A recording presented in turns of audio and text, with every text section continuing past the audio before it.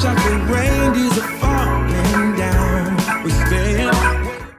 Ho ho ho ho! Day number 14 of the 31 days of Lomax 2020. Today we are back for another PTI show, Hockey Nation live show. But before we start, we know what's going on. You are awesome. You are amazing. You are the best. So remember, you have greatness inside of you. This is your coach, your host of the PTI show and the Hockey Nation live show. Before we start, we want to invite you to subscribe to our YouTube channel and also our Facebook page under Hockey Nation live show. And we want to remind you, we have a daily show Mondays to Fridays with my co-host Michael De Villano at 11 o'clock Eastern Time, talking about hockey, most of the about NHL, but we love to having you with us. You can join the show, you can leave comments, and I can't wait to see you again tomorrow at 11 o'clock Eastern Time. So today we're going to talk about different news around NHL, but also about hockey around the world. And let's start the show, PTI show. First of all, unfortunately, we have a very sad news, and we have two segments talking about him because he was maybe one of the best general manager in history in hockey. We talk about Pierre Lacroix. Pierre died at 72 years old this weekend from the COVID-19. It's very sad days everywhere in hockey world. Everybody talk about great things about Pierre Lacroix. One thing maybe you don't know if you don't follow too much hockey, but Lacroix was a former of a agent player. He was represent big name in hockey like Patrick Roy, Rod Blake, and he was always been a great agent. Around 1993-94, the Quebec Nordic asked him to join the team and become assistant manager, and then he became the general manager of the Colorado Avalanche after the Quebec move to Colorado.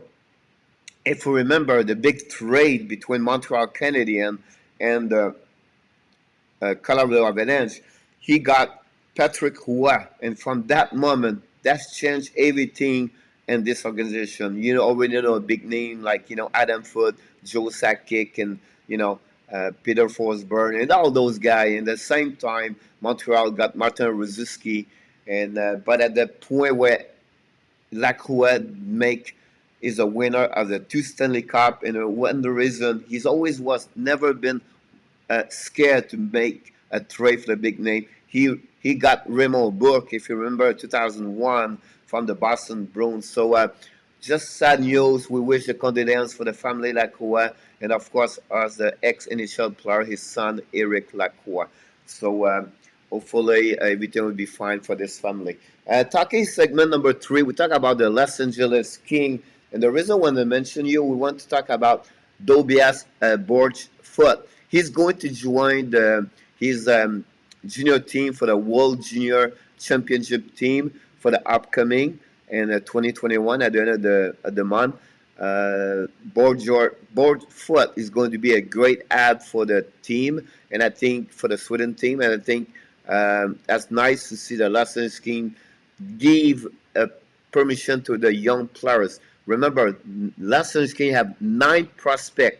One is Alex Turcotte for USA team, participate to the World Junior Championship this year. That's the most prospect for one team in NHL play in a World Junior Championship. So Los Angeles is, team not only a rebuild. You're going to hear a little bit later about what I'm talking about, but to see Tobias Borge-Foot over there, that would be great to for him to participate before the training camp.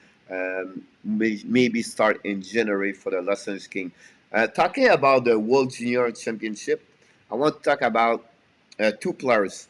Jan Mysiak from the draft by the Montreal Canadiens, NHL draft 2020, going to join the Czech Republic for the upcoming junior championship. And also, I want to talk about one specific player. It's Marco Rossi. Funny about this for him is because he's going to play for the Austria hockey junior team. He's the only one draft in NHL already. Rest of his teammates are eligible to for the draft NHL 2021. So we'll see what the 67 junior OHL Marco Rossi is going to do with Australia for the upcoming WJC. I want to mention one signature happening today. It's the signature of Tyler Gravoac with the Vancouver Canucks. He signed a contract of 1 year, but unfortunately we don't get any disclosure about the contract, the amount, everything. So we don't know. But Gravoac have a play over 70 game in the NHL with a couple of formation. So Minnesota Wild is one of them. So we'll see if Tyler's going to make the team with the Canucks. If not, he's going to go down with the AHL.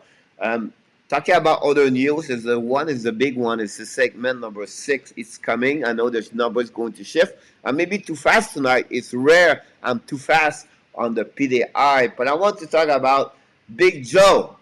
Yes, Big Joe Thornton. We know he was loaned to play with the HC Davis and Sweden team the last couple of weeks. Then he decided to return in Toronto yesterday and join the Toronto Maple Leafs. Other players went out to practice with them for the maybe when the NHL is going to return.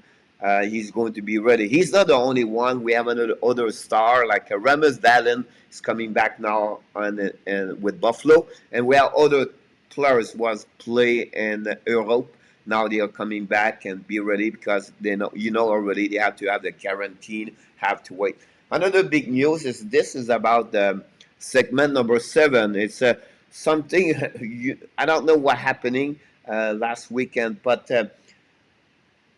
Brendan Olby, the new goaltender, the Vancouver Canucks, requests to have a new mask colors with design from a creator from Sweden League, talking maybe about the India people, represent them, everything like that. So he created that mask. It's a Thunderbird India formation, and it was not very appreciated by the people from BC India people, and he apologized this weekend. He really apologized. He did not want to offense anything, but honestly, I think he need to now changing. He requests he's going to do it. He must fight his color and the design of his mask. But it was a big news in the BC this weekend about the mask of Brendan Olby. Maybe not the best way to start a new career with a new team, but I know Olby is going to much fight, and now the Indian people was more happy about this. So we'll see what this story is going to turn around, and we're going to keep you update about that one over there. And finally, segment number 8, we want to talk about Todd McLellan, head coach for the Los Angeles Kings. We talked about Kings earlier. He mentioned that, hey, it's time to turn the ship to the right direction. We don't want to hear the word rebuild anymore. We are changing. We are building. We're not building anymore. We are going to turn that ship to the right way.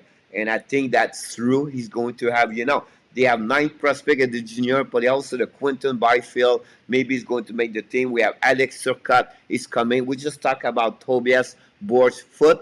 So it's something we have to, I think McLellan have a lot of work to do in front of him, but I know he can do it with them. So it will be very interesting to see that. We like to finish always a PTI with birthdays. We wish happy birthday to the goaltender from the Edmonton Oilers. Bill Ranford turned 54 today. And also ex-NHL players with the Philadelphia Flyers.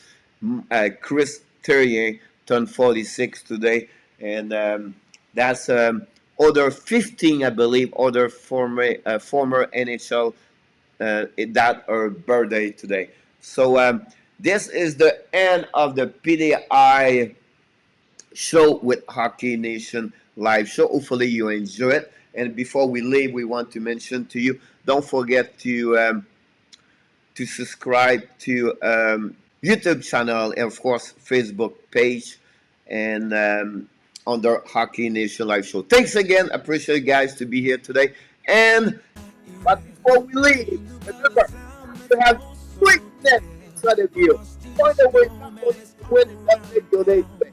Find a way to win and make second half of 2020. Waiting for Santa tonight. He climbs down the chimney.